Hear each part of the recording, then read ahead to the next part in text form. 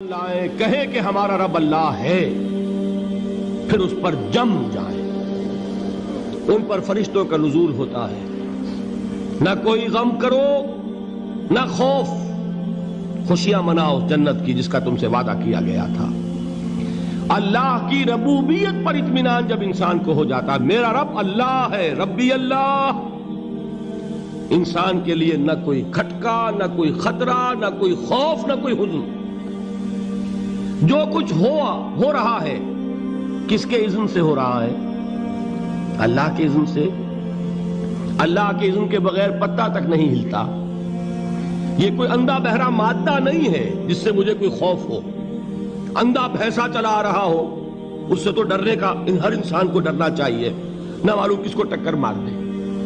لیکن نہیں، اس کائنات کو چلانے والا ایک سمیع و بصیر خدا ہے۔ وہ جو میرا دوست ہے، میرا ولی ہے۔ اللہ ولی الذین آمنوا یخرجہم من الظلمات الی النور۔ اللہ اہل ایمان کا ولی ہے، ساتھی ہے، پشت پناہ ہے، مددگار ہے، حمایتی ہے۔ بتائیے جسے یقین ہو جائے کہ اللہ میرا مددگار، اللہ میرا محافظ، اللہ میرا پشت پناہ، اللہ میرا حمایتی، اس کے لیے کوئی خوف ہوگا؟ اس سے کوئی ڈر ہوگا؟ میں مثال دیا کرتا ہوں ایک بہت سادہ، پنجاب کے دیہات کی۔ وہ بڑا چودھری ہے اور کوئی غریب کسان ہے۔ اس غریب کسان کے جانوروں کو ہر وقت اندیشہ ہوگا چوری کا، کوئی میری بھینس کھول کر نہ لے جائے، کوئی میرا بیل کھول کر نہ لے جائے۔ لیکن جس کے بارے میں یہ سب کو معلوم ہو کہ وہ جو بڑا چودھری ہے وہ اس کا دوست ہے، اس کی بچیا کو کوئی خوف ہوگا؟ اس کی بھینس پر کوئی ہاتھ ڈالے گا؟ اسے کوئی اندیشہ ہوگا؟ نہیں۔ کیوں؟ کہ وہ بڑا چودھری، بڑا اس کا یہاں کا سردار، جاگیردار، سب کو معلوم ہے وہ میرا دوست ہے، کوئی میرے خلاف اقدام نہیں کر سکتا۔ اس دنیا میں یہ چھوٹی سی بات اگر آپ کے دلی اطمینان اور سکون کا باعث بن سکتی ہے تو ذرا تصور کیجئے۔ میں لفظ تصور استعمال کروں گا صرف اس لیے کہ اس کا ہم جس کو کہتے ہیں ادراک اور شعور کر نہیں سکتے، اگر کے ساتھ کر سکتے۔ اگر یقین ہو کہ اللہ میرا مددگار اور یقین ہو کہ اللہ ہر آن میرے ساتھ ہے، پھر کوئی خوف؟ کس کا خوف؟ کوئی شے اللہ سے بالا تر ہے؟ کوئی قوت اس سے زیادہ طاقتور ہے؟ کوئی اس کے ارادے کو بدلنے والا ہے؟ کوئی اس کی مشیت کے آڑے آنے والا ہے؟ یہی بات ہے جو حضور نے فرمائی۔ یہ ایمان کا حاصل ہے لب لباب، کہ دیکھو اچھی طرح اس بات کو ذہن نشین کر لو، اگر تمام انسان مل کر تمہیں کوئی نقصان پہنچانا چاہے نہیں پہنچا سکتے، مگر جو کچھ اللہ نے لکھ دیا ہو، اور تمام انسان مل کر تمہیں کوئی نفع پہنچانا چاہے نہیں پہنچا سکتے، مگر وہ شے جو اللہ نے طے کر دی۔ آپ پھر میں کہوں گا ذرا طاری کیجئے، اسے فرض کیجئے، اسے سوچئے۔ اگر اس حدیث پر ہمارا دل ٹھکا ہوا ہو تو کسی سے ڈر ہوگا؟ یہ مجھے نقصان نہ پہنچا دے، یہ میری رپورٹ خراب نہ کر دے، یہ میری انکریمنٹ نہ رکوا دے، یہ میرا یہ نہ بگاڑ دے، یہ میرے یہ نقصان نہ پہنچا دے۔ اس کا ڈر، اس کا ڈر، اس کا خوف، اس کی خوشامد، اس کے لیے جا کر طرح طرح سے اپنی عزت نفس کو ذلیل کروانا اس کے سامنے، یہ سب کچھ کیوں کرتا ہے انسان؟ جب سمجھتا ہے کہ اس کے ہاتھ میں میرا کوئی نفع ہے، اس کے ہاتھ میں میرے لیے کوئی ضرر ہے، یہ مجھے کوئی غضب پہنچا سکتا ہے، یہ مجھے کوئی نقصان پہنچا سکتا ہے، یہ میرا کوئی کام بنا سکتا ہے، یہ میری کوئی ضرورت پوری کر سکتا ہے، اسی کا نام شرک ہے۔ جہاں آپ نے یہ سمجھا کہ غیر اللہ کے اندر کوئی طاقت موجود ہے، وہی شرک ہے۔ بتوں سے تجھ کو امیدیں، خدا سے نومیدی، مجھے بتا تو صحیح اور کافری کیا ہے؟ شرک تو یہ ہے۔ جس پر بھی تمہیں یہ خیال ہے، کلمہ ہے یہ کلمہ سوم، لا حول ولا قوت الا باللہ، ذرا اس پر دل کو کبھی اگر آپ تصور کریں، پھر فرض کریں، دل ٹھک جائے اس پر، کوئی طاقت نہیں۔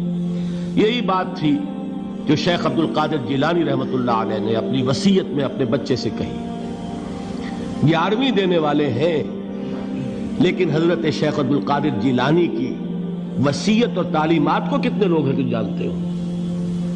یہ جن مقامات تک پہنچے ہیں وہ کس چیز کی بدولت پہنچے ہیں؟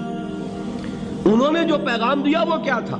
اے میرے بچے، جس طریقے سے قرآن مجید میں حضرت لقمان کی نصیحتیں جو ہے نقل کر دی گئی ہیں، میں یہ عرض کروں گا بالفرض اگر قرآن حضرت عبد القادر جیلانی کے بعد نازل ہوا ہوتا تو شیخ عبد القادر کی یہ نصیحتیں بھی قرآن میں درج ہوتی. اتنی اونچی نصیحتیں ہیں. اے میرے بچے، اس حقیقت کو ذہن نشین کر لے، لا فاعل فی الحقیقت ولا مؤثر الا اللہ. اس کائنات میں نہ کوئی فاعل حقیقی ہے نہ مؤثر حقیقی ہے سوائے اللہ. کسی شے میں کوئی تاثیر نہیں اگر اللہ نہ چاہے. آگ جلا نہیں سکتی اگر اللہ نہ چاہے. پانی ڈبو نہیں سکتا اگر اللہ نہ چاہے. زہر ہلاک نہیں کر سکتا اگر اللہ نہ چاہے.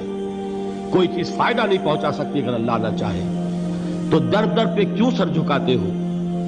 در در پر کیوں جبیں سائی کرتے ہو؟ سب کے سامنے کیوں ہاتھ پھیلاتے ہو؟ ایک اللہ سے مانگو. ایک اللہ کے سامنے زمین پر اپنی جبین رکھو. لا فاعل فی الحقیقت ولا مؤثر الا اللہ. نظر آتا ہے ہمیں کہ پانی پیاس بجھا دیتا ہے. پیاس بجھانے کی صلاحیت پانی میں نہیں ہے، اللہ کے اذن سے. کھانا بھوک مٹا دیتا ہے. بھوک مٹانے کی صلاحیت کھانے میں نہیں ہے، اذن رب میں.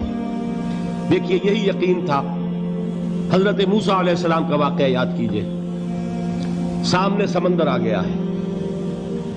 قوم دیکھتی ہے پیچھے کہ گرد و غبار کا طوفان ہے.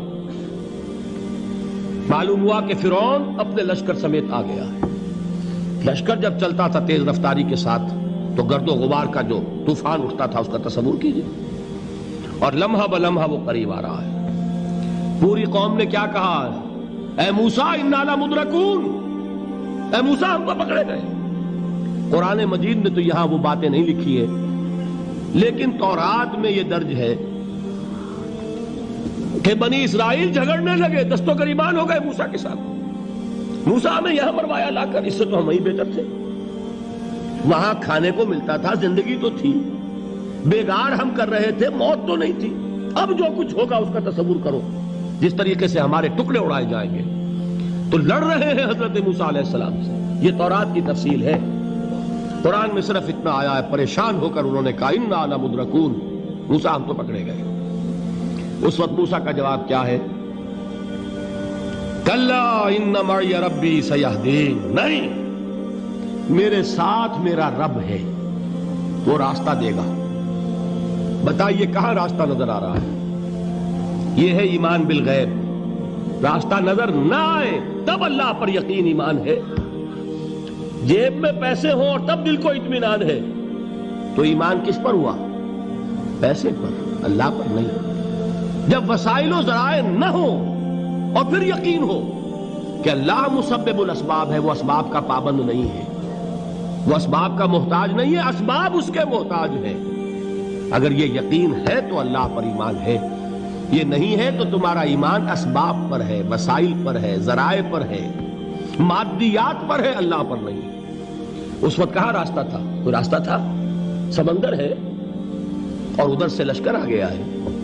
کلا ان معی ربی سیہدین. اب دیکھیے ایمان کہہ دینا آسان ہے، ہوا معکم اینما کنتم. جہاں کہیں بھی تم ہوتے ہو اللہ تمہارے ساتھ ہوتا ہے. لیکن اس کا یقین قائم ہو جائے تو زمین و آسمان کا فرق واقع ہو جائے.